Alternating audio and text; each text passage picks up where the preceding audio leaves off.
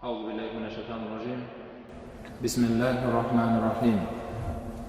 الحمد لله رب العالمين، والصلاة والسلام على سيدنا محمد مصطفى وعلى آله وأصحابه أجمعين. رب اشرح لي صدري ويسر لي أمري واحلل عقدة من لساني يفقهوا قولي. اللهم لا علم لنا إلا ما علمتنا إنك أنت العليم الحكيم. ثم أما بعد. Assalamu alaikum wa rahmatullahi wa barakatuh. Hürmetli baular, Allah subhanahu wa ta'ala alыстан жақынға келген баршамыздың қадамдарымызды сауаптан жазып, қате күнәларымызды кешіріп, дәрежелерімізді өсіріп, пайдалы білім алып, алған білімімізге амал етуімізді баршамызға нәсіп етсін иншалла. Біздер өткен дәрістерімізде имам Абу Ханифа рахмахуллахтың Фиқхул Акбар кітабынан дәріс өтіп келе жатқан болатынбыз. Енді ол алғашында айтылған еді, және қайталап кетейік бауырлар. Абу Ханифа рахмахуллахтың Фиқхул Акбар кітабы ол ақида кітап. Ақида деген сөз мағынасын өткен болатынбыз, білетіндерге қайталау болсын. Ақида дегеннің тілдік мағынасы байлау деген мағына.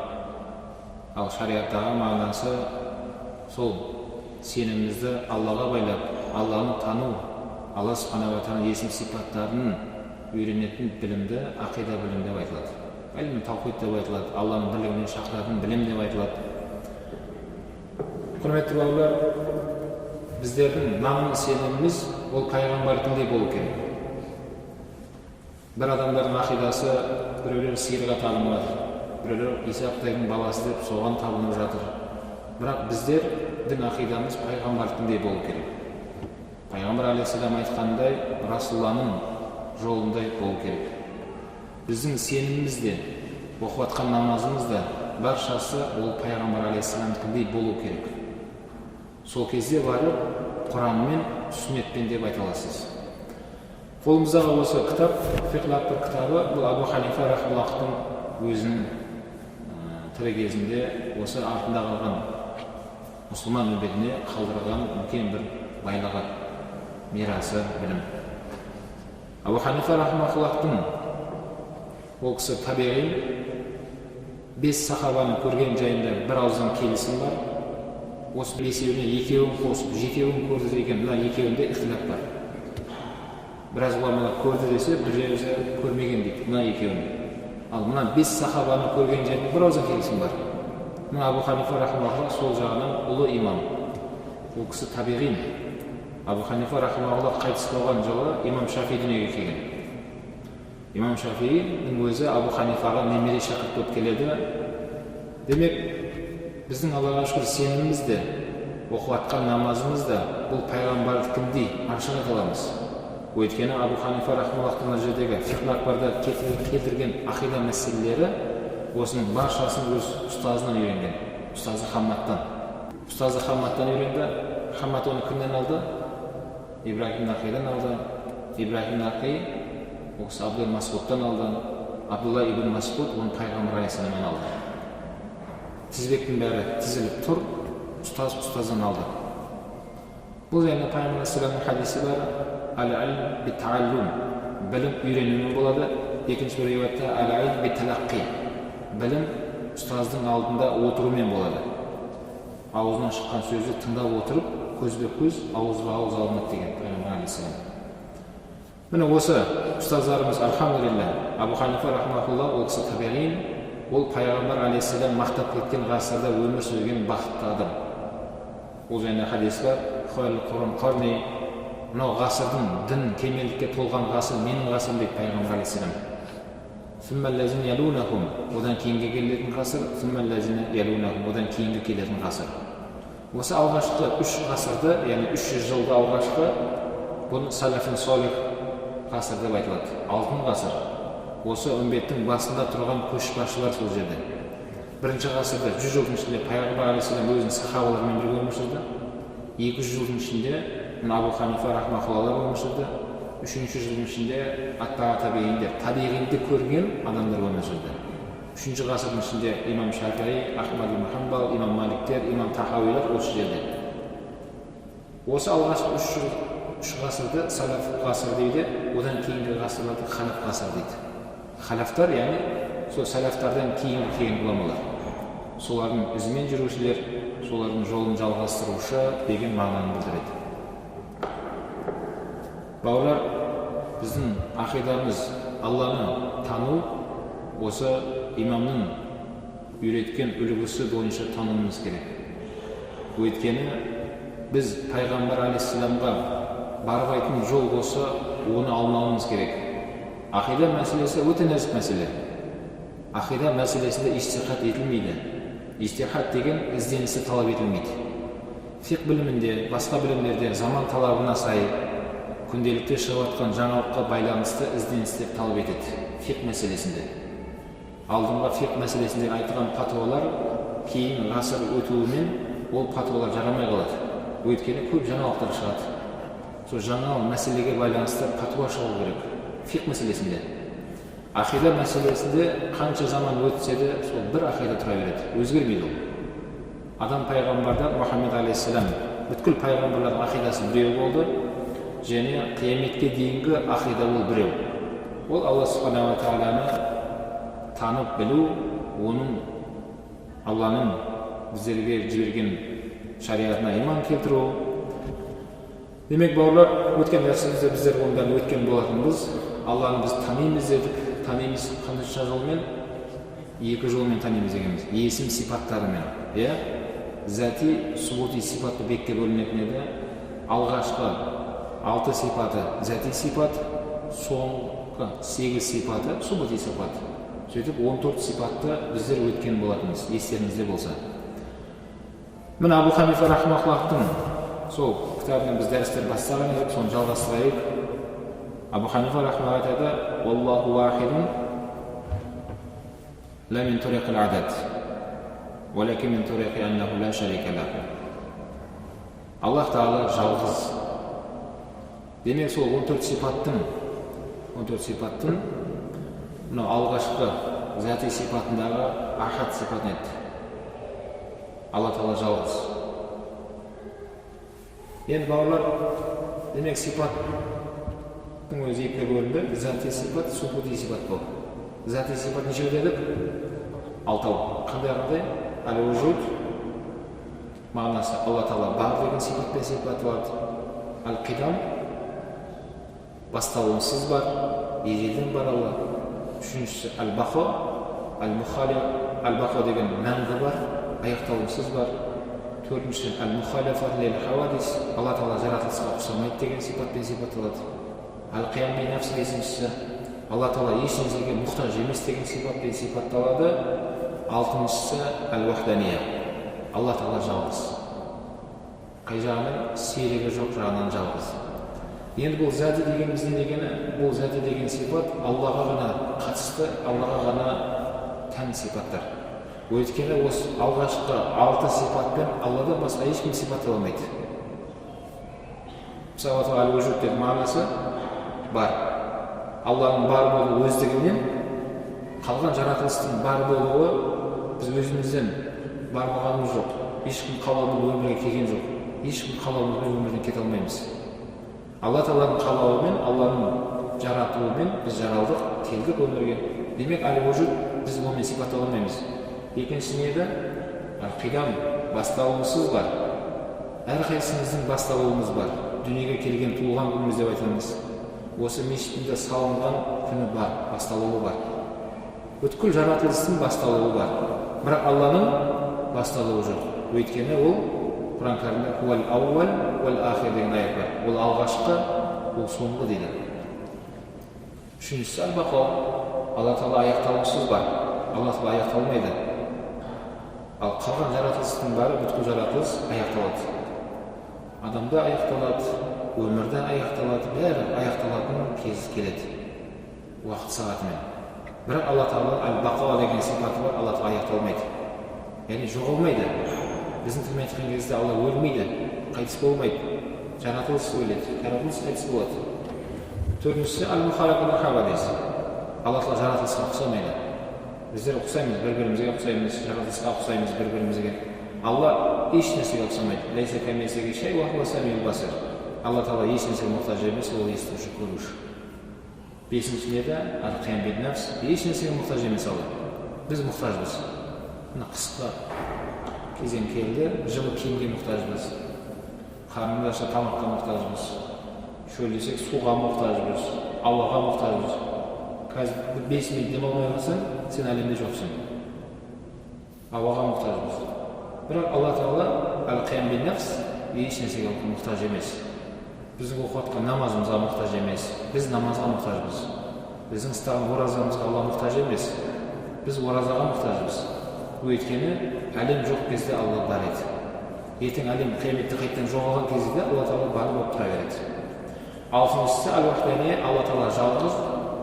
Бізде қазақта сөз бар, жалғыздық Аллаға ғана жарасады дейді деген сөз бар. Мына бойдағы жігіттерге үйленсеңдерші, жүре бересіңдер ме жалғыз болып? Аллаға ғана жарасады жалғыз деп айтатын сөз бар қазақ тілінде. Осы алғашқы 6 сипатты зәти сипат дейді екенбіз. Қалған 8 сипат субути сипат. Не деген ол? Субути сипат деген Алланың сипаттары ол да. Бірақ жаратылыста да ондай сипаттар бар. Бірақ Алланың сипаты мен жаратылыстың сипаты екеуі екі нәрсе. Мысалға, субути сипат. Алла Тағала қалаушы, біздің де қалау деген ерік бар. Бізде де ерік бар. Бүгін дәріске келейін ба, келмейін ба деген сізде ерік болды. Мешітке келейін ба, келмейін ба? Жұмысқа барайын ба, бармайын ба? Қонаққа барайын ба, бармайын ба? Қалау бар сізде. Ешкім сізді мәжбүрлемейді. Алланың да аль-ирада деген сипаты бар екен. Адамның да несі бар? Қалау деген осындай ерік бар. Бірақ имам Тахауи айтады өз кітабында, адамзаттың қалағаны іске асады, егер Алланың қалауымен сәйкес келсе. Егер сіз бір нәрсені қалап, Алла Тағала екінші нәрсені қалаған болса, Алланың қалауына болады. Сіздің қалағаныңыз ешқашан іске аспайды. Соны істеймін деп көресіз де, бірақ ол болмайды ешқашан. Өйткені Алла сізге қалап тұрған жоқ. Алла Тағала бізге осы сәтте мешітке отырып дәріс алуымызды қалады ма? Аллаға шүкір. Алла Тағала осы сәтті бізге қалады. Дәл осы сәтте біз осы жерде отырмыз. Алхамдулилля. Сіз қаладыңыз ба, қаламадыңыз ба, білмеймін, бірақ Алла қалады. Мен қаладым ба, қазір осы жерге сабаққа келді, қаламадым ба, Алла қалады. Алла Тағала қалағаннан кейін мені де сізді осы жерге әкеліп отырғызып қойды Алла. Өйткені Алла қалап тұр. Алла қалағаннан кейін ол болады. Демек, субути сипат деген мағынасы түсінікті болды ғой, субути сипат. Яғни Аллада ол бар. Бізді де Алла Тағала осындай қылып жаратқан, Алла көреді, бізді де көретін қылып жаратты. Бірақ Алланың көруі шексіз. Біз секілді көзбен осындай мүшемен көрмейді. Ал біздің көруіміз шектеулі. Көзбен көреміз, ұзақты көре алмай қаламыз, қысқа жерді көре бастаймыз, кейін ол қолында көре алмай қаламыз, ашки таға бастаймыз. Алланың көруі мен біздің көруіміз ол екі нәрсе. Сол субути деп атқанымыз не? Мағынасы Аллада бар сипатты, Алла Тағала жаратылысты сол сипаттарға беріп жаратқан. Естуші, көруші ол біздерде де. Бірақ біздің көруіміз, естуіміз бәрі уақытша, шектеулі. Алланың естіп көруі ол шексіз көреді, шексіз естиді. Ешқандай мүшесіз, ешқандай осындай құралсыз Алла Тағала естиді. Енді Абу Ханифа рахмауллах фиқл акбар кітабында айтып жатыр. Валлаху вахид. Демек, Алла Тағала жалғыз деді. Бұл қай сипатқа жатады екен? Зәти ма, субути ма?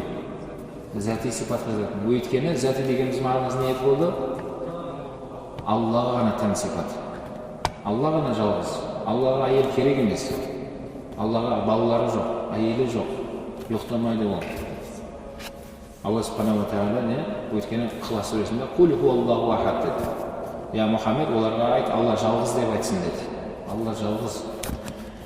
Ай, мұназзахун зәтін әл-мушаракату фил хақиқати ва хавасиха. Алла субханаху ва тағала өзінің істейтін әрбір бір нәрсені жаратқан кезінде, бір нәрсені жоғалтқан кезде Алла Тағала оның серіктесуден пәк. Алла субханаху ва тағала әлемді жаратқан кезде періштелермен көмектесіп ешкім ондай болған жоқ. Алла Тағала бізді, сізді жаратқан кезде Алла Тағала өзі жаратты. Алланың жанында серігі жоқ. көмекке шақырып періштелермен бірге жасаған жоқ еш нәрсені. Бәлкім періштелердің өзі Аллаға мұқтаж. Періштелер біздер секілді, олар да жаратылыс. Олар да Алладан қорқады. Олар да Аллаға мұқтаж. Ла мин тариқил адад. Алла Тағала жалғыз дегенде біздің санақтағы 1-2 дегендегі бір емес. Біздер 1 деген кезде артынша 2 деген келе бастайды ғой. Ол жағынан емес екен. Бәлкім олакин мин тариқи аннаху ла шарика лаху. Серігі жоқ жағынан жалғыз. Серігі жоқ. Мысалға бір мекеменің 1 басшысы болады. 2 басшы болса не болады? Немесе бір мемлекетте 1 елбасы болады. 2 болса не болады? Бола ма, болмай ма? Болмайды. Өйткені әр басшы өзінің саясатын жүргізгісі келеді. Біреу былай істейді десе, екіншісі оны келіспейді. Жоқ, былай жасаймыз. Сонымен оның қол астындағылардың бәрі құрдымға кетіп, ол мекеме ешқашан дегеніне жете алмайды. Өйткені ол мекеменің 2 басшысы бар. 2 бастық бар еді. Біреу былай десе, біреу екіншісі жоқ былай дейді. Екеуі жаққа тартады. Алла Тағала жалғыз. Алла Тағаланың жалғыз өте шебер әлемді жаратқанын біздер көріп тұрмыз, оған куәлік береміз. Лам ялид ва лам юлад ва лам якул лаху куфуан ахад деп Ихлас сүресіндегі аятты келтірді. Ол тумады, туылмады, оның теңдесі жоқ. Алла субхана ва тағала несі жоқ? Теңі жоқ. Ешқандай жаратылыс Алламен теңесе алмайды. Ла жисм ва ла араб ва ла хаддун лаху ва ла диддун лаху ва ла ниддун лаху. Алла субхана ва тағаланың ла жисм лаху. Алла Тағаланың денесі жоқ дейді. Несі жоқ? Алланың денесі жоқ. Дене бітім деген біздер білеміз, ең үлкен дене ол арша. Жаратылыстың ішіндегі формасы бар, өзінің көлемі бар. Ең кішкентай жаратылыс атом. Одан кейін ол бөлінбейді. Осы аршының атомның ортасында жаратылыстың бәрі осының ішінде болады. Үлкен кішкентайына қарай дене бар. Бірақ Алла субхана ва тағала имам Абу Ханифа рахимахуллах айтып жатыр, ла жисм лаху. Алла Тағаланың денесі жоқ. Өйткені ләнәл жисм мураккабун яхтажу илал жуз. Өйткені дене деген нәрсе ол кішкентай бір денелер жиналып үлкен денеге айналады. Мысалға мына петличканы алып қарайтын болсақ, осы петличканың өзі ішін қазір ашып қарайтын болсақ, кішкентай дүниеден жиналып бір сондай бір петличкаға айналды. Кез келген нәрсені осы мешіттің құрылысын қарасаңыз, кірпіштен жиналып сол құрылып мешіт болды.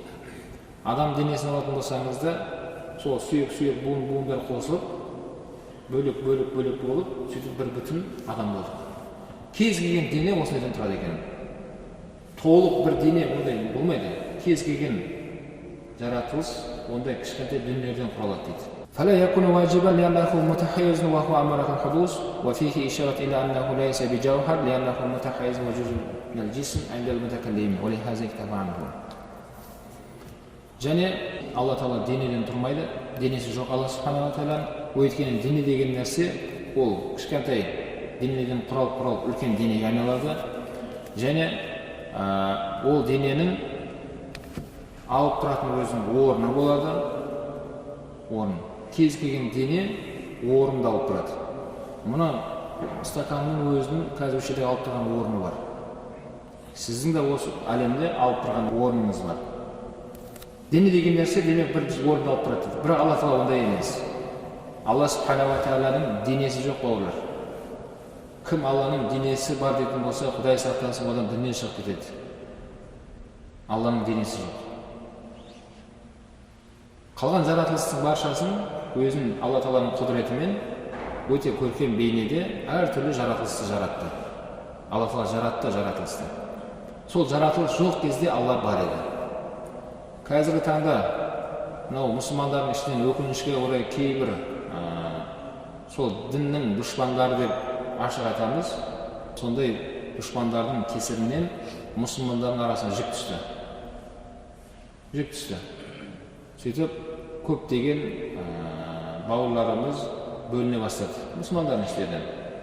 салафизм деп жатырмыз, вахабизм деп жатырмыз, небір измдар шықты. Олардың бөліну мақсатын қарап тұрсақ, осы ақидадан кетті олар. Ақида мәселесінде. Олардың айтуынша, Алла Тағала аспанда, Алланың екі қолы бар, Алланың жүзі бар, Алланың екі табаны бар, Алланың балтыры бар, Алла Тағала аршың үстінде отыр. Сол Ибн Таймияның ұстаздары өздерінің көсемдері, рахмахулла, сол кісінің сөздерін көп келтіреді кітаптарында.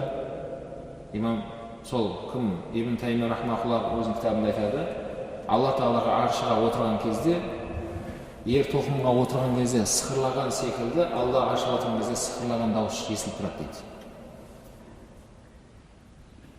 Отырады, отыр дейді кәдімгідей. Екі қолы бар, екеуі де оң жағы деп есептейді. Екі қол Алланың екі табаны бар деп есептейді.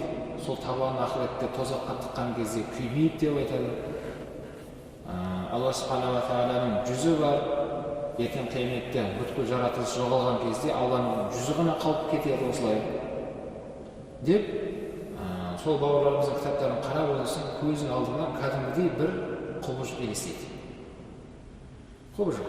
Екі қолы бар, екеуі де оң жағында жүзі бар, балтыры бар, орнынан тұратын, отыратын, жүретін, жоғарыдан төмен қарап түсіп кететін, қайтып көтерілетін, кәдімгі сипаттар айтып кетеді.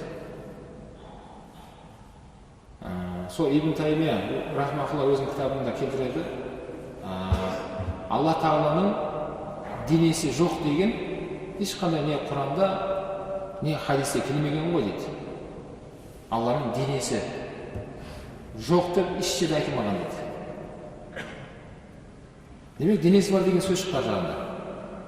Егер Алланың денесі жоқ болса айтар еді ғой дейді. Екінші бір сөзінде келтіреді, Алла мен пенденің арасында азғантай бір ұқсастық бар дейді. Ұқсастық. Оны қайдан шығарды деп сұрасақ, олар мына бір хадисті келтіреді. Пайғамбар алейхиссалам бір күні көшеде келе жатқан кезде екі сахабаның сөзге келіп қалып бір-біріне қол жұмсағанын көрді. Бетінен салып біреу. Сөзі Пайғамбар алейхиссалам мынандай хадис айтты. Халақаллаху Адама аля суратихи. Беттен ұрма. Өйткені Алла Тағала адамды аля суратихи. Оны тікелей аударыпты. Худамир суратихи дегенде хидамирді Аллаға қайтарады. Беттен ұрма, өйткені Алла адамды өзіне ұқсатып жаратқан деп аударған. Хадис бар ғой, брат, қарасайшы дейді. Мына хадис тұр. Яғни жаратылыс пен Алланың арасында аз ғана бір ұқсастық бар дейді. Оны қайдан шығарды десе, хадисті қара дейді. Бірақ сол хадистің шарқына ғұламалар берген комментарийлерге қарайтын болсақ, олар, сол ғұламалар үш түрлі көзқарасты келтіреді. Бірінші топта ғұламалар айтады, ол жердегі хидамир Аллаға айтып тұрған жоқ, ол хидамир адамның өзіне қайтады. Алла Тағала адамды дәл осы көрінісінде жаратқан деп айтты. Өйткені адам пайғамбардың әкесі жоқ, шешесі жоқ. Алла Тағала адам пайғамбардың неден жаратты? Топырақтан жаратты. Біздер топырақтан жаралған жоқпыз. Біздің әке-шешеміз бар. Біздің дүниеге келу жолымыз басқаша болды. Бірақ адам пайғамбар олай келген жоқ өмірге. Әкесімен шешесі болып, ондай болған жоқ. Алла субхана ва тағала адам пайғамбарын істеді, сол қалпында жаратты деді. Халақаллаху Адам аля суратихи, хидамир адамға қайтады деді. Адам пайғамбарға. Екінші бір ғұламалардың айтқан тұжырымдамасы, ол жердегі хидамир адам пайғамбардың ұрпақтарының біреуіне қайтады деді. Пайғамбар айтты, беттен ұрмаңдар, өйткені дәл осы жүзге, яғни адам пайғамбардың түрі мына кісі секілді болған болуы мүмкін. Мүмкін мына кісі секілді шығар түрі. Білмейміз қайсымыздың ұқсайды. Беттен ұрмаңдар, өйткені Алла Тағала адам пайғамбарға ұқсатып жаратқан осы түрлеріңді дейді, беттеріңді. Сол үшін беттен ұрмаңдар деп пайғамбар сөзі айтты дейді. Хидамир қайда қайтты? Сол адам пайғамбардың ұрпақтарының, балаларының біреуіне қайтты. Мына кісіге ұқсаған болуы мүмкін, мына кісіге ұқсаған болуы мүмкін. Адам пайғамбардың түрі. немесе мына кісіге ұқсаған болуы мүмкін. Білмейміз қайсысына ұқсайтынын. Сол үшін ормандар беттендеді. Үшінші ғұламалардың жеткізген жолы ол хидамир, жаңағы Алла Тағаладағы субути сипат бар еді ғой. Адамда да ол сипат бар, адам Аллада бар, жаратылысында бар. Алла Тағаланың өзіне қайтқанның өзінде Алла Тағала адамды естуші қылып жаратты, көретін қылып жаратты. Алла Тағала тірі, адамды да тірі қылып жаратты. Алла өз қалаушы, адамға да қалау ерік беріп жаратты деп осындай қылып хадиске шарық береді. Ғұламалардың сөздері. Ал жаңа бауырларымызды қарасақ, ешқандай негізсіз сөйледі. Сол айтқан сөздерін істей алмайды, пайғамбарға апара алмайды. Бауырлар, ондай жолдан аулақ болуымыз керек екен. Бәлкім біздер салафин салих, міне Абу Ханифа алдымызда кітабы тұр. Осы кітапты не айырды, біз осыған кәдімгідей тіс тырнағымызға шейін жармасуымыз керек. Өйткені біздің көзіміз соқыр, алдымыз қараңғы. Қазір ғұламалардың ұстап келе жатқан етегінен жіберетін болса адасасыз. Өйткені бұл ғұламаларды ұстаздардың етегінен ұстап алған. Осылай пайғамбардан ұстап кетіп баратыр бәрі. Ең алдында Расулға кетіп баратыр. Қазір жіберетін болсаң, онда Алла кешірсін, онда жағдайың қиын. Мына жаққа қарап бұрылып аласың да, не жол жоқ, не өзің мұстақит емессің, көзің соқыр, адасуға өтеді. Бауырлар, демек, Құдай сақтасын, Алланың не денесі бар деп айтылмайды екен. Ибн Таймияның айтқан сөзі өзінің жеке пікірі, ешқандай Құранда, хадисте айтылмаған деген сөздер айтылған, ол өзінің сөзі. Неге Құранда айтылған? Құранда ләйса камислихи шей деп отыр. Алла Тағала ешнәрсеге ұқсамайды деп отыр. Міне не керек? Алла Тағала ешнәрсеге ұқсамайды дейді. Пайғамбар алейхиссалам да ол жайында айтты. Ла туфаккиран затилла, валакин туфаккиран халқиллах деген хадис бар. Пайғамбар алейхиссалам айтады, Алланың болмысында, Алланың өзінің болмысы жайында пікір қылмаңдар деді. Ой жүгіртпеңдер оған. Бәлкім валакин туфаккиран халқиллах. Алланың жаратқан жаратылысына пікір жүргізіңдер деді. Өзіңді зерте, аспанды зерте, тауды зерте, жерді зерте, Алланы зерттеме деді. Осындай ескертпе хадистер бар, Құранда аяттар бар. Алланың несі, демек денесі бар деп айтуға болмайды екен бауырлар. Бізде қазақтан мынандай сөз бар. Алланың қолында ғой дейді. Мынаны істей аласың ба десе, көрейін, орнып, бірақ бәрі Алланың қолында ғой, білмеймін ғой дейді. Бауырлар, Алланың қолында деп айтуға болмайды негізінде. Бірақ сөйтіп айтып атқанның өзінде қазақта ол балама мағынасында істетіледі. Тура мағынасында емес. Өйткені бізде қазақ тілді өте бай тілге жазады. Осы қол деген сөздің өзі біздің қазақта ол көп мағынаны береді. Мысалға, мына кісі маған қарағанда қол ұзын ғой деп айтамын. Маған қарағанда мына кісінің қол ұзын адамдар ғой деп қоямын. Қазір салыстырып қараса, ол кісінің қол ұзын емес менен. Қандай мағынада істетіліп жатыр бұл? Қол ұзын дегені маған қарағанда мүмкіншілігі көп бұл кісінің. Арақта крышалары бар, көке жәкейлері бар деген сөз. Ағалары бар деген сөз. Менен қол ұзын ғой деп атқаным, ол кісінің көп мүмкіншілігі бар деген сөз. Мына жақта басшы өзінің оң қолын жіберді дейді. Оң қолын. Уақытысында Қабанбай қол жинап келді мына жақтан деп айтылады. Тура мағынасында істетілген емес ешқашан ол. Сол секілді Алланың қолында ғой деген мақсат дәл сол сөзде салафиттер қолданып жатыр. Бізде қазақта бар осындай сөз дейді. Алланың қолы бар демек. Бауырлар, біз қазақ халқы ешқашан түсінген халық емеспіз. Сол Алланың қолында ғой деп жатқан адамнан сұрап, не айтып жатсыз? Алланың мынандай қолы бар ма десеңіз, астағфирулла деп айтқан жоқпын ба дейді. Алланың қолында деген, яғни Алланың қалауында ғой деген. Алла қаласа болады, қаламаса болмайды деген сөз шықты. Тура мағынасында істетілмейді бізде ешқашан. Бауырлар, демек Алланың қолында, онда кейде мынандай сөздер бар. Алланың құлағына шалынсын, періштелердің құлағына шалынсын деп қояды. Екіншісі әмин деп қояды. Бауырлар, Аллаға құлақ деп айтуға болмайды. Періштелердің құлағында деп айтылмайды. Құлақ бізде ғана бар. Осы әлемдегі жаратылыста бар. Алла субхана ва тағалада ондай құлақ, көз, аяқ, мұрын ондай сипатпен сипатталынбайды. Өйткені Аллада денесі жоқ. Дене ол бізде ғана. ертең алдымызда болашақта жалпы Алла өмірімізді ұзақ етсін, әрқайсымыз әртүрлі уақытта осы өмірден кетеміз, әрқайсымыз осы жерде отырған. Сол кезде бізде де дене болмай қалады. Өйткені қазір біздің көріп тұрған мына дене мүшелеріміз бұл уақытша аманат. Жанымыз денемізден шыққан сәтте бізді апарып жерлейді, денемізді көміп тастайды. Жуындырып, тебіндеп, жаназамызды шығарып, егер бұйырса оның өзі, бұйырмаса ол да жоқ. Сол кезде ішімізден рухымыз денеден шығып кеткеннен кейін, мына денеде сенікі емес енді. Бұл дене сенде де көз жоқ, сенде де құлақ жоқ, сенде де мұрын жоқ болдың. Болған уақытысында, енді болмай қалды. Алла Субхана ва Тағала ондай сипатпен сипатталынбайды, бауырлар. Алланың құлағына шалынсын деп айтылмайды. Алла Тағала осы дұғамызды қабыл етсін деп айтылады. Алла, дұғамыз қабыл болса екен, осы дұғамыз иншалла қабыл болып, айтқанымыз мұрат асылымыз іске асса екен, Алла, бізді кешір, тауба еттік деп сөйтіп сұралады. Алланың құлағына шалынсын, періштенің құлағына шалынсын деп ондай сипаттар айтылмайды деген бауырлар, ол дұрыс мәселе емес, ақида мәселесіне қарағанда.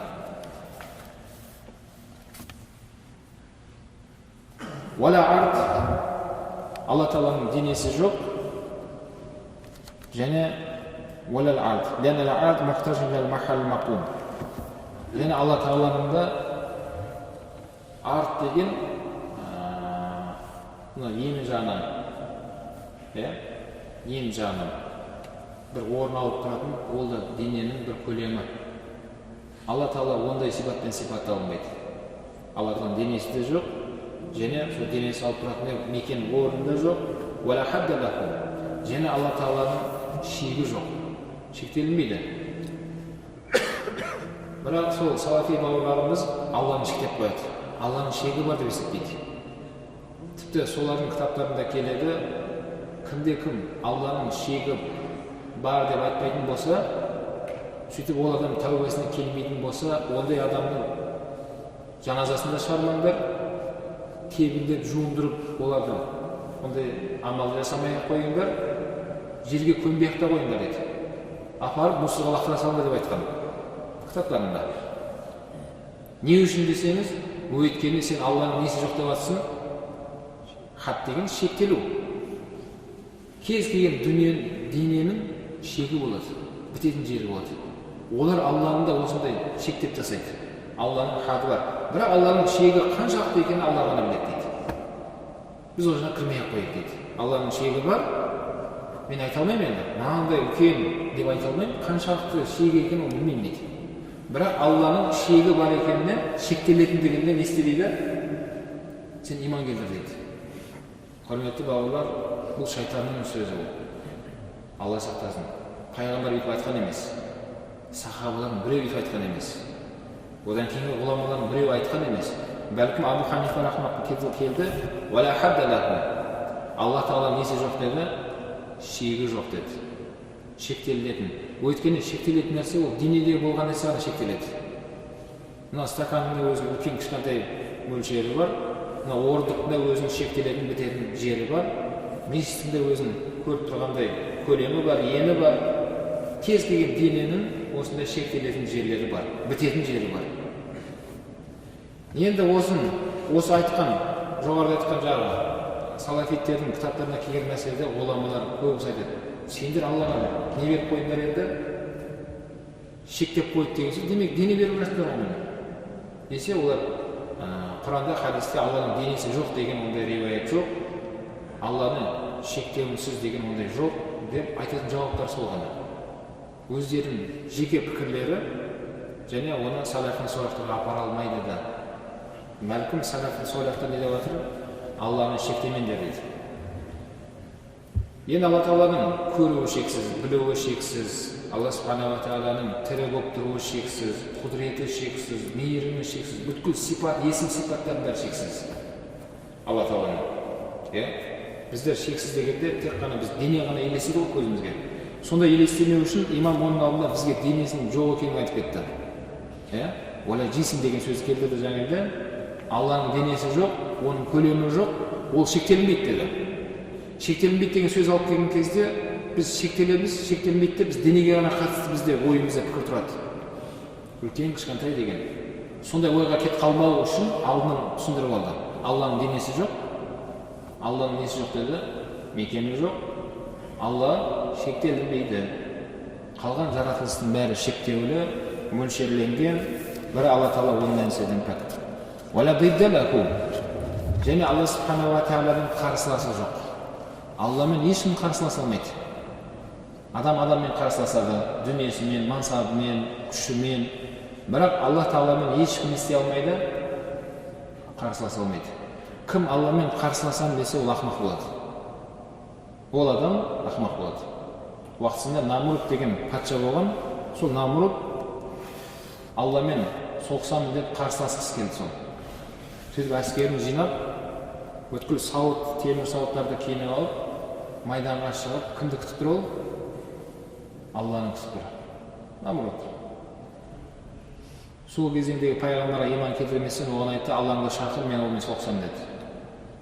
Қандай Аллаға шақырып отырсың бізді? Мен ғой осы жердің басшысы. Егер басшың мықты болса, мен жеңсін, одан кейін менің халқым соған ере берсін деп, жаңағы Намруд деген ақымақ патша сондай сөз айтып, Алламен соқсамын деп алаңға шықты. Алла Субхану ва Тағала оған абабил құстарын жіберген жоқ, перселеп жіберген жоқ, оған шыбын жіберді. Біреу-ақ шыбын. Сол Намрудтың киіп алған сауытында, мұрнында, көзінде тесік болған, көру үшін, демалып тұру үшін. Сол шыбын мұрнындағы тесігінен кіріп кетіп, мына жерге тұрып алды. Мұрнынан кіріп кетті. Сөйтіп қанат қаққан кезде Намрудтың миы шайқалып тұрған жерінен басын былай жанындағылар ұрды деген, қолында шоқпарлармен ұрған кезде Намруд жерге талып түседі. Есін жиған кезде қайтадан өзіне келіп жан-жағына қараған кезде шыбын қайтадан қанатын қаға деген. Мына жерден тұрып алған ғой ішінде, миының алдына. Зылдаған кезде екі қанаты. Ұрыңдар екен, екі жақтан соққылар ұрып түседі екен, талып түседі. Кәдімгі нокаут алып отыр. Содан әбден сотрясение ала бергендіктен ақыл есінен айырылып, не деп айтты жанындағы кеңесшілеріне, менің басымды кесіп деді. Дәл осындай формада қаланың ортасына мүсін жасап қойыңдар деді. Жарайды деп оның басын кесіп, жанындағы көмекшілер не істеді? Алтыннан әдемілеп дәл сондай қылып мүсін жасап, ескерткіш тұрғызып қойды. Кім Алламен соқсам десе, осы өмірдегі тағдыры осылай бітеді. Келесі өмірінен Алла сақтасын. Сол үшін бауырлар, Алланың несі жоқын қарсыласы жоқ. Алламен ешкім қарсыласа алмайды. Қалған пенде бір-бірімен соттасады, қарсыласады, бір-біріне күшін көрсеткісі келеді, бір-біріне әлін көрсеткісі келеді. Бірақ Алла Тағаламен ешкім қарсыласа алмайды. Сол үшін Алла Субхану ва Тағаланың айтқанын орындайық бауырлар. Орындай алмай айтқан болсаң да, Алланың шариғатын бірақ не? Сен сөкпе. Соны істеп атқан адамдарды сөкпе. Өйткені Алланың шариғатымен қарсыласты деген сөз, Аллаға тіке қарсыласты деген сөз. Алланың Құраннан қарсы шықты деген сөз, Аллаға қарсы шықты деген сөз. Оның пайғамбарының айтқанын істемей, оған қарсы шықты деген адам, ол Аллаға қарсы шыққан адам. Бауырлар, Алланың қарсыласы жоқ. Ертең ақыретте ешкім Алла Тағалаға наразылық қылып, оған қасарысып, шығарған үкіміне наразылық білдіріп, ол жерде ешкім ондай істей алмайды. Мен тозаққа кірмеймін деп, ал не істей аласыңдар деп ешкім жерде бұзақылық қыла алмайды. Мен үстінен арыз жазамын Алланың, мені сондай үкім шығарыпты, мен соттасам деп ешкім Алламен соттаса алмайды. Өйткені бүткіл Роббил Аламин ол Алла. Баршамыз Алланың мүлкіміз. Алла өз әділдігімен үкім шығарады. Сол үшін сахабалар дұғалады екен, Алла ақыретте бізге әділ үкім шығармашы деп сұрайды екен.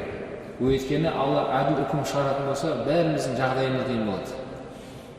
Ешкім амалымен жәннатқа кіре алмайды деп айтты пайғамбар алейхиссалам. Өйткені амалыңызбен санассаңыз, сіздің единствоңыз жетпейді. Алла Тағаланың осы өмірдегі берген нығметтерін санассақ, біртіндеп, осынша жыл намаз оқыдым, осынша жыл ораза ұстадым, қажылығым бар, зекетім бар, садақам бар, бәрін жинап алдыңыз. Алланың осы өмірдегі берген нығметтерін қарасаңыз, бізге шексіз нығмет берген. Солардың ішінен біреуінде ақшаңыз жетпей қалады, төлей алмай қаласыз. Санассаң, сен тозаққа барасың онда дейді. Сөз Айша анамыз, я Расулалла, сізде ма дегенде, мен де кіре алмаймын деді. Егер санассам, менің де единствоым жетпейді деді пайғамбар. Қалай кіреміз дегенде, Алланың мейірім шапағатымен кіреміз деді. Алланың рахметімен кіреміз. Алла Тағала қайсы құлының рахметін алса, сол адам ғана кіреді жәннатқа деді.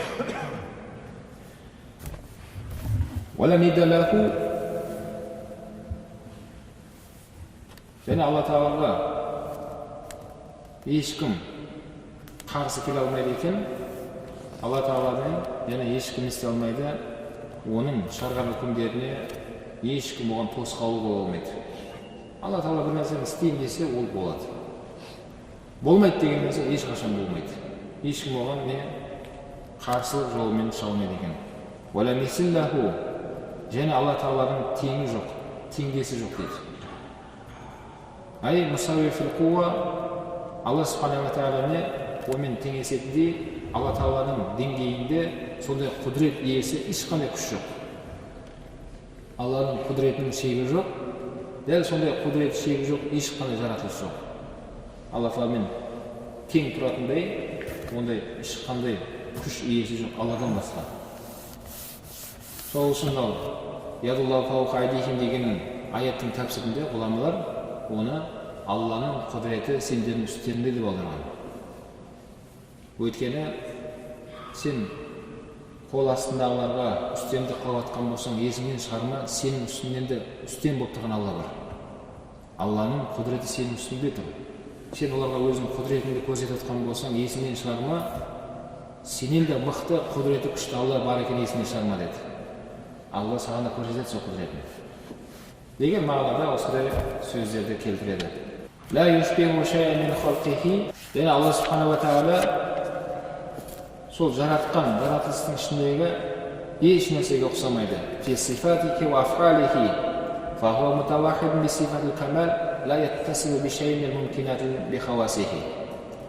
Алла Тағала сипатында, не өзінің істеген фиали амалында Алла Тағалаға ешқандай жаратылыс ұқсамайды. Ал қалған жаратылыс біз бір-бірімізге ұқсай береміз, сипатымызда, есімізде, істеген істерімізде. Бірақ Алла Тағаланың сол сипатында ешкім Алламен істей алмайды, ұқсамайды екен. Өйткені Алла Субхана сипаттары ол толықтық деген сипатпен сипатталады, ал қалған жаратылыстың бәрі нақыс, кемшілікпен сипатталады. Құран кәрімде Алла Тағала айтады: «Антумул фуқара илаллахи валлаху ғаниюн хамид». Сендер өте әлсізсіңдер дейді. Ең күшті ол Алла дейді. Ол мақталынған сол күшті Алла. Ал қалған жаратылыс не дейді? Сендер өте әлсізсіңдер. Біз әлсізбіз бауырлар. Өйткені біздің жаратушы иеміз Алла бар. Ең күшті сол екен. Енді әлсіз құл келіп алып, Алла Субхана ва Тағаланы зерттеп, зерделеу, жоғары айтып кеткенде ол дұрыс нәрсе емес. Әлсіз жаратылған жаратылыс Алланы зерттей алмайды, Алланы істей алмайды, тексере алмайды. Өйткені сен жоқ кезде, мен жоқ кезде Алла бар еді. Біз ертең қайттан жоғалған кезде Алла бар болып тұра береді. Өйткені біздің ақыл санамыз, ой пікірімізді біз денеміз секілдегі бір мүшеміз олда. Қолыңыз, аяғыңыз, көзіңіз секілді бір мүшеңіз, көзіңізбен шексіз көре алмайсың, қолыңмен шексіз көп нәрсені жасай алмайсың. Ол да шектеулі. Құлағыңмен шексіз ести алмайсың әлемді. Құлақтың да естуі шектеулі. Сол секілді біздің ақылымызда, ой пікірімізде ол да шектеулі. Оның да өзінің атқаратын жұмысы бар.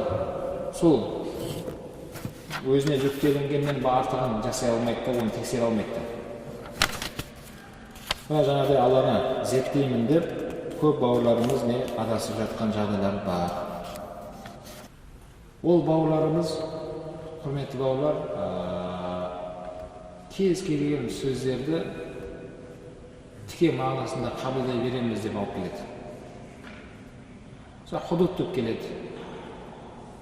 Худуд. Сол худуд деген аударып қараса, тілдік мағынасы шектеулі. Шектейді бір нәрсені. Шекарасы. Демек шекара шектеледі екен ғой деген сияқты тілмен аударып алды да, сөйтіп Аллаға бере берді. Худудуллах десе, Алланың худуд, Алланың шектеуі, шектелуі деп мағына бере бастады. Ол жер ондай мағына емес. Ол жерде Алланың худудуллах дегені Алланың шариғатының шегі ол. мына шариғаттың шеңберінен шығуға болмайды бізге. Шариғат заң, қияметке дейінгі түскен конституция, Құран кітап. Ол да Алла Тағала осы өмірімізді нені істеу керек, нені істемеу керек, шариғаттың шеңберін сызып берген. Сол шеңберден шықпай, соның ішінде жүреміз. Сол шеңберіне келген кезде бітіп, ары өтіп кетуге болмайды. Ары өтіп кетуге болмайды, өтсең, сен заңды бұзып жатсың. Бірақ ол бауырларымыз жаңа айтқандай, Құранда, хадисте келген сол муташабих сөздерді, муташабих деген көп мағынаны қамтитын сөз. Сол сөздерді тіке аударамыз деп көп жерге қателесіп жатыр. Мысалға мынау испаниялық ғалым өткен сол фиқ мәселесінде имам Зохри деген атымен өте мәшһүр ол кісінің аты, имам Зохри. Сол кісінің мәселелерін келтіреді олар кітапта. Бірақ ол кісінің айтқан сөзі еш алынған емес, алынбай, бірақ біліп жүрсін адамдар ол кісі не айтқан. Дәл қазір салафиттер сол айтқан сөздерін алып, дәл сол жолды ұстанып келеді. Мысалы, пайғамбар мынандай хадис бар. Аққан суға да, ағып жатқан суға да, тоқтап тұрған суға да дәрет сындырмаңдар дейді. Деген хадисте сол имам Зохри алады да, демек пайғамбар алейхиссалам бұл жерде тіке дәрет сындырмаңдар деп айтып тұр бұл жерде. Анамды жерге дәрет сындырса, кіші дәретіңді. Сөйтіп ағып келіп бассейнге түссе, бассейндегі су таза деп есептеген ол кісі. Өйткені пайғамбар алейхиссалам деп айтты, тіке істемеңдер деп айтты. Мен ар жаққа істедім дейді. Тіке істеген жоқпын мен дейді. Бүткіл ғұламалар бір нәрсеге бір жақты айтса, ол кісі бір нәрсені айтқан. Ақырсынан жамағаттың ғұламалар бір ауыздан сен не айтып тұрсың? Ондай емес қой. Оның прямой сындырасың ба, черен сындырасың ба, нәжес түспесін деп жатыр мына жерге. Қандай жолмен болсын, нәжес түссе, су таза емес, нәжеске айналады деп осындай ғұламалар ескертпе береді. Дәл осы секілді сол салафиттер кез келген аятта, хадисте келген сөздерді тіке мағынасында қабылдауға тырысады. Айтылған сөзді сол қалпында, сол тұрған тілдік мағынасымен аударады да мағына бере бастайды. Уақытында имам Шағраби деген үлкен ғалым өткен Мысырдың, сол Меккенің ғалымдарының бірі, Ибн Базбен екеуі осындай мәселе сөзге келіп қалған жері бар. Ол Ибн Баздың көзі соқыр болған. Сол кезде имам Шағраби Ибн Базға ескертпе берді. Сендер Құранда, хадисте келген әрбір сөзді тікелей аударып адамдарға жеткізгендеріңді қойсаңдаршы деді. Адастырасыңдар ғой бұлай. Сол Ибн Баз айтады, мен арабпын, сен арабсың.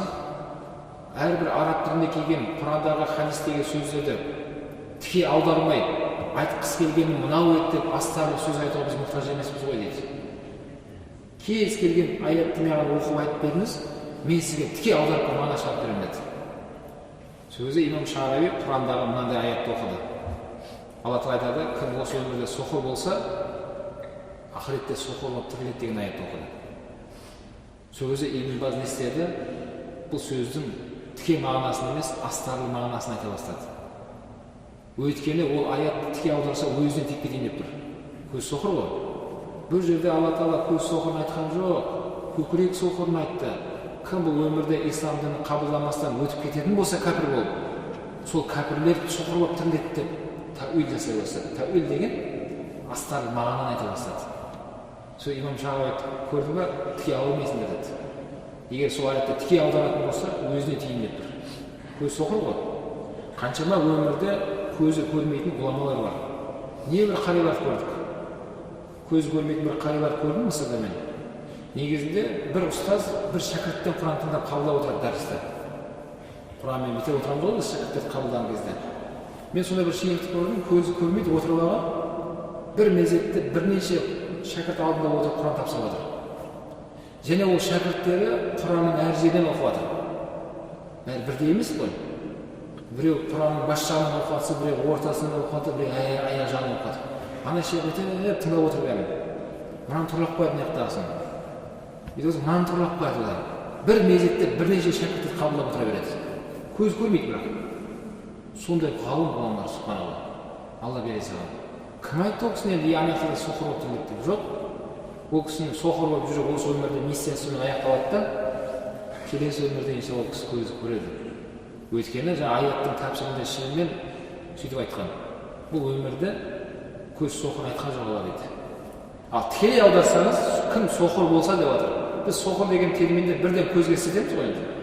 Соқыр деген сөзді естіген кезде, көз соқыр екен ғой дейсің. Көз соқыр деген кезде құлақ естімейді екен ғой ойламайсың ғой енді. Ол сөздің өзі сондай пайдаланамыз. Бірақ оның астарлы мағынасы басқа нәрсе айтады. Демек жаңа бауырымыздың сұрағы солай болды, олар қайдан алып жатыр? Ол бауырларымыздың алып жатқан жерлері бар, алмай жатқан жерлері бар. Алып жатқан жерлері Құранда, хадисте келген тіке мағынасында ала алмайтын аят хадистерді тікелей алып жатыр олар. Сөйтіп өзіміздің тілге аударып, орыс тілге, қазақ тіліне, басқа тілге аударылып, соның тілдік мағынасымен айтып жатыр. Ала алмаған жерлерін қарасақ, сол Ибн Таймияның сөзін ғана айтып жатыр. Ибн Таймия қайдан алды екен деп ар жағын қарасаңыз, ешкімнен алмаған. Ол өзі сөйтіп айтқан. Ал өзі сөйтіп айтатыны ешкім емес ол кісі. Муштахид ғалым емес. Муштахид ғұламалардың өзінің кітапта негізінде архив сондай тізім бар. Қай ғасырда қандай ғалым өмір сүрген, кім ол, аты жөні, қандай еңбектері бар, қандай шәкірттері бар, қандай ұстаздан білім алған ол. Әр ұстаздың сондай автобиографиясы дейміз ғой. Сондай жазылып тұратын сондай кітаптар бар. Бірақ ол кітаптарды қарасақ, оның ішінде Ибн Таймия жоқ. Бәлкім Ибн Таймияның қатысты ғұламалар бүйтіп айтқан.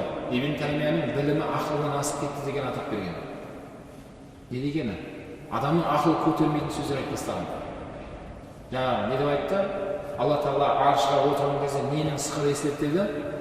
Ер тоқымның атқа мінген кезде ер тоқым сықырлап тұрады астыңызда. Дауысы естіліп. Алла Тағала аршқа отырған кезде сонда ер тоқым сықырлаған секілді естіліп тұрады дейді. Дәл осы сөзді еш жақын алған жоқ. Ешқандай ұстаз өйтіп айтқан емес. Пайғамбар өйтіп айтқан емес. Сахаба өйтіп айтқан емес. Оны қайдан алды екен деп іздемей-ақ қойыңыз. Өйткені ондай ешқандай түпнұсқа жоқ. Ибн Таймиядан басқа ешкім айтпаған ол сөзді. Ал мына бауырларымызды қазір тыңдасаңыз, соны пайғамбар айтқан секілді жеткізеді сізге. Бар ғой осындай мәселе, келген ғой осындай деп. Қайдан келген екен деп жіптің ұшын тарта барсаңыз, кімге барады ол? Ибн Таймия барады. Оның ар жағында қайда десең, жоқ, арғы жіптің өзі жоқ. Бітті сөзді үзілді. Арғы ешқандай жолы жоқ. Ондай негізсіз сөйлеген адамдардың сөзі де алынбайды, не ақидада, не фикхта алынбайды. Өйткені Құран кәрімде айтқанда ахл зикр емес ол кісі. Алла Құран кәрімде фасхалу ахл зикрин кунтум ла та'ламун деген аят бар. Сендер әрбір салада өзің маманнан сұраңдар. Ол кісі маман емес. Несі емес ол? Маман емес. Мысалы айтатын болсақ, бауырлар, әрбір пәннің мамандары бар. Мен сол Аль-Асқар университетінде білім алуды Алла Тағала нәсіп етті, алхамдулилля. Сол университетте 120 факультет бар. Соның ішінде мен бірақ факультетті бітіріп келдім. Ислам шария исламия. Ислам шариғаты деген факультетті бітірдім. Ар жағында мен оқымаған қанша факультет бар? 119 факультет бар. Демек, мен мамандығым фиқх мамандығым. Шариғаттың маманымен. Фиқх мәселесімен айналысам. Енді ар жағында усул дин деген факультет бар. Ол усул диннің ішінде өзінде бірнеше факультетті бөлінеді және. Мысалға не? Қисым тафсир деген факультет бар. Нұрурақта ұстазымыз бар, Рахымжан деген ұстазымыз. Сол кісі тафсир факультетін бітірген. Енді ол кісі тафсирден сөйлеп жатқан кезде мен тыныш отырамын. Өйткені ол не? Мен ол маманда емеспін. Оның ар жағында сол усул диннің ішінде қисым хадис факультеті бар. Хадис факультеті. Ол хадисті Резебек бауырымыз бітіріп кетті. Резебек Батталұлы.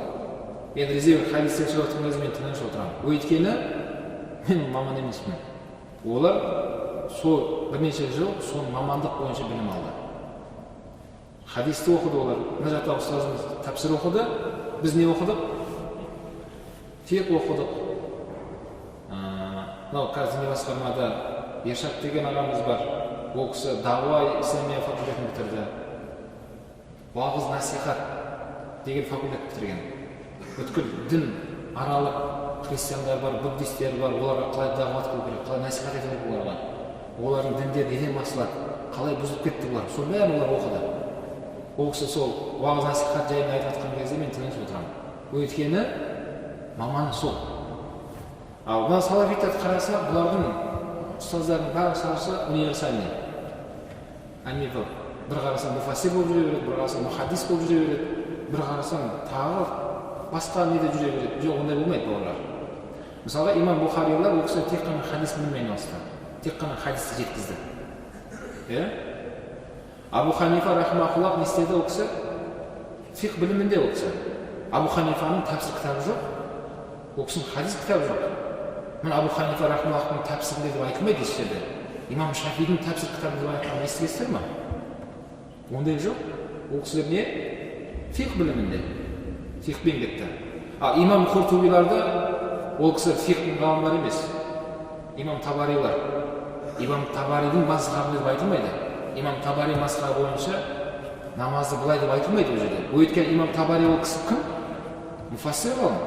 Яғни Құранның маманы ол кісі. Құранмен айналысқан.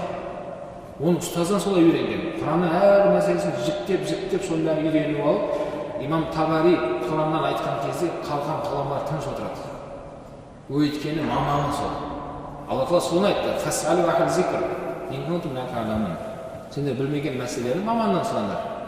Міне альхамдулилля, ахлу-сунна вал жамағаттың ішінде әрбір ғұламалар өздері бір мамандықты таңдап сонымен келе жатыр. Бір-біріне шәкірт шығарып. Ал мына жақты қарасақ, бәрі универсальный. Әмбебап. Бір қарасаң тәпсірден сөйлей береді, бір қарасаң хадистен сөйлей береді, бір қарасаң фиқтан сөйлей береді. Және айтып жатқандардың бәріне қателесіп жатыр. Өйткені ұстаздан алмаған кезде сондай болады. Өйткені әр нәрсенің басын бір нәрсе істаймын деп, не мынаусы дұрыс емес, не мынаны дұрыс меңгере алмаған, не мынаны зерттей алмаған. Сондай болады жағдай. Енді олардың жазған кітаптарында осындай деп айтқан ғой ұстаздарын деп айтсақ, шәкірттері ашынғанынан сөйтіп айтпаңдар, ғайбат сөйлемеңдер. Адамның артына ғайбат сөйлеп күнә болады деген сұйғанымен жауабы әрекет қылады. Мен өткенде бір бауырыммен сол мәселеде әңгімелестім, оған айтып жатырмын. Бауырым деп мына кітапта Абу Ханифа рахмахуллах фиқх атты кітабы. Осын жазды ол кісі. Не үшін? Не үшін жазды? Адамдар пайдалансын деп па, или ертең артында тұрсын бір жерде? Ешкім қарамасын деп жазмапты. Не үшін жазды бұны? Пайдалансын деп жазды.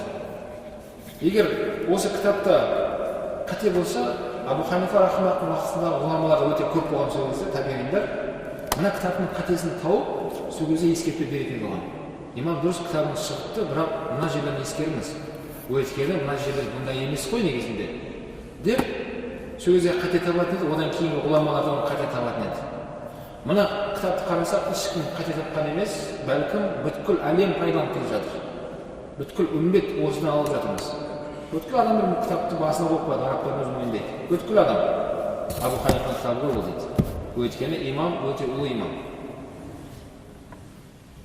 Бірақ олардың да ұстаз сымақтарын жазып кеткен кітаптарын алып, соның астын сызып тұрып, уақытында қаншама ғұламалар қатесін тапқан, қазірде тауып отыр қаншама адамдар. Бауырым, дұрыс, сен ұстазың Ибн Таймия деп айтса, ол шейх-ул ислам ғой дейді. Шейх-ул ислам деген сөздің мағынасы ислам әлемінің ғалымы деген сөз. Атақ сондай. Бірақ қарап отырса, ол шейх-ул ислам деген атақты оған ешкім берген емес. Оны қазір кейінгі шәкірттер беріп жатыр. Оларға шейх-ул ислам десе бірден сол ұстаздарын түсінеді. Бауырлар, сол кітабында қателескен айтқан сөздер жеткізу ғайбатқа жатпайды. Өйткені ол кітаптың ішіндегі мәселелерді қазір айырмайтын болса, адамдар адаса бастайды. Адамдар адасады. Ақида мәселесінде, басқа мәселелерде. Сол үшін сол кітабында ғұламалар астын сызып тұрып, мына жері қате деген нәрсені айтылады. Кейінді айтылады. Әлі қияметке шейін айтыла береді. Өйткені ол кісінің кітабына келтірген ақида мәселелеріндегі көптеген қателіктер бар. Сол үшін артындағы шәкірттерді адамдар кішкене түйсік деген нәрсе болу керек. Адамдар кішкене ой пікір болу керек. Сондай қателескен кітапты не үшін қорғамассың сен? Дұрыс па? Сен ол қорғайтын не ағаң емес, құдаң емес. Соншама қырық пышақ болып, қызыл кеңірдек болып. Келіп таң қаламын да, неге соншама сендер қате боласыңдар? Олар бізге сөйтіп айтатын уақытында. Сендер мазхабистерсіңдер, қағасыңдар, қатай боласыңдар. Бірақ қарап отырсақ, қатай болған біз емес, олар қатай болған. Өйткені біз не? Біз имамның жолымен мықты келе жатырмыз.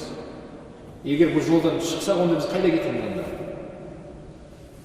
Бауырлар, сондай ашық аспанда адасуға ешқандай жол жоқ. Мазхаб ұстанбау керек дейді да, біреуінің мазхабы Ділмұрат болады. Қазір шығатты біреу Ділмұрат Қазан дейді. Имам сөйтіп айтты, не айтасыз дейді.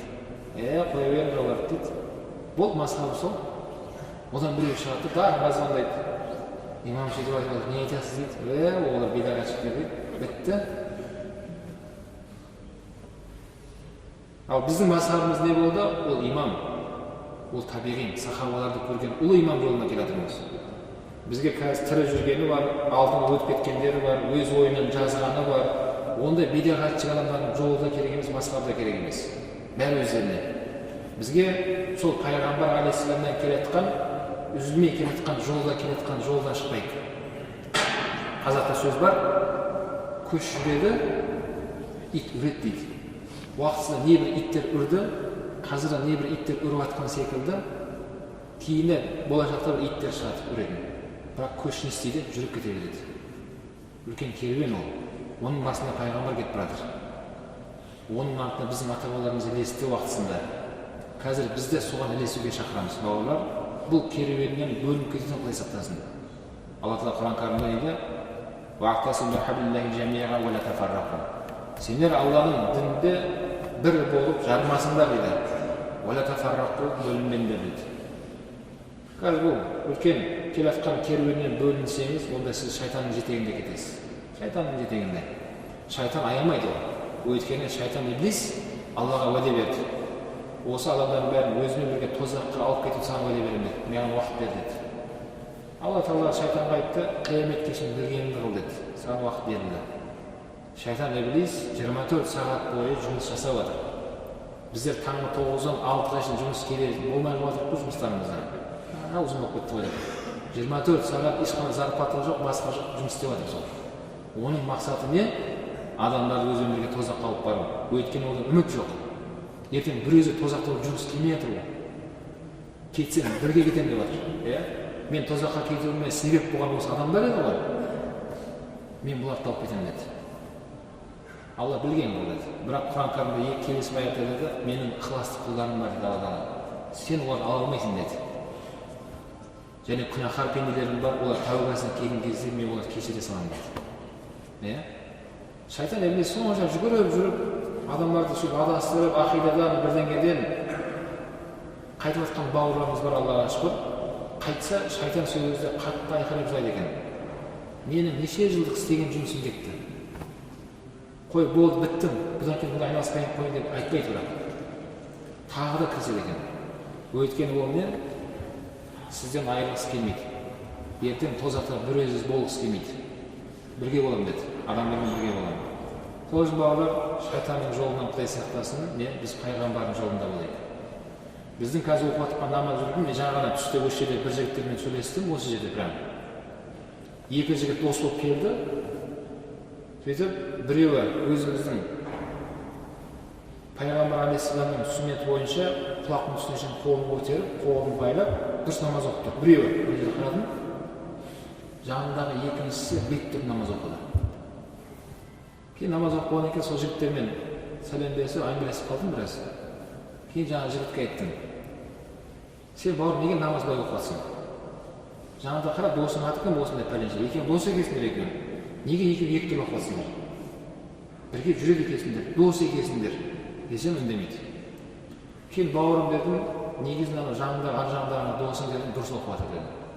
Өйткені пайғамбар алейхиссаламның соңғы намазы осылай үйретті бізге Абдулла ибн Мас'уд. Сахаба осылай көрсетті бізге.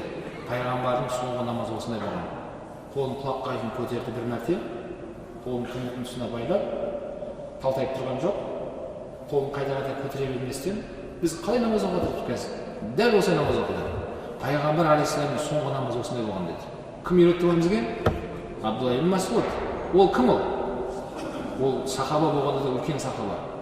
Пайғамбар алейхиссаламның батасын алған, Зунағлин, пайғамбардың аяқ киімін көтеріп жүрген атаққа ие болған сахаба. Пайғамбар алейхиссалам айтады, маған Құран түскен болса, дәл менің оқыған секілді 4 адам бар деді, аттарын атап шықты. Соның ішіндегі номер 1 Абдулла ибн Мас'уд. Аят қашан түсті, кім себепті түсті, қалай түсті, қайсы аяттың күші жойды, жойылған аят қайсы? бәрінің төртеуі бар деді. Төртеуінің қайсысын істесін араласпайсыңдар деді. Абдулла ибн Масғуд.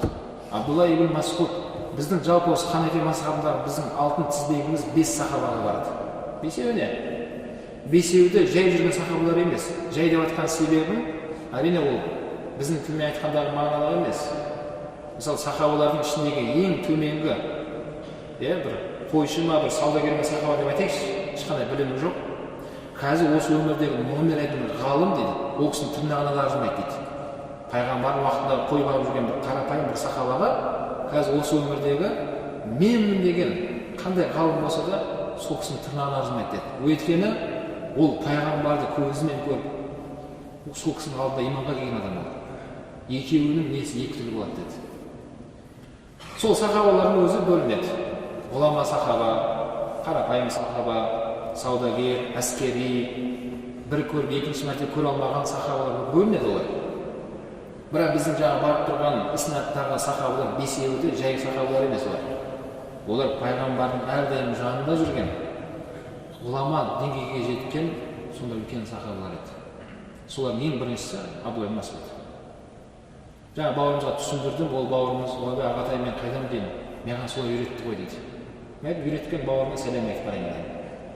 Ол баяғыдағы не күші жойылған амалды жасамай-ақ қойыңдар. Сен қазір қайта қолымды көтеріп оқысаң, ол алдыңғы ескі версиясы ол. Біз жаңа версиясымен оқып отырмыз. Кез келген нәрсесін жаңа версиясы істеу керек қой, дұрыс па?